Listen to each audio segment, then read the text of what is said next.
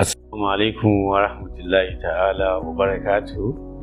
It's my pleasure to say Alhamdulillah that we have successfully come to the end of the month of Ramadan.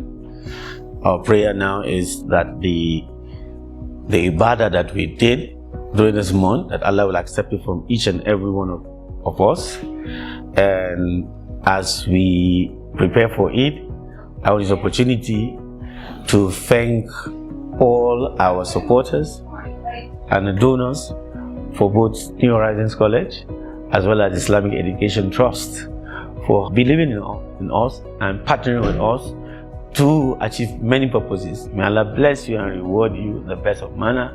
May all your ibadah and your du'as during this month that has just been completed be accepted by Allah subhanahu wa ta'ala. May Allah give you the best of this world and the best in the hereafter. I wish you Eid Mubarak. Thank you.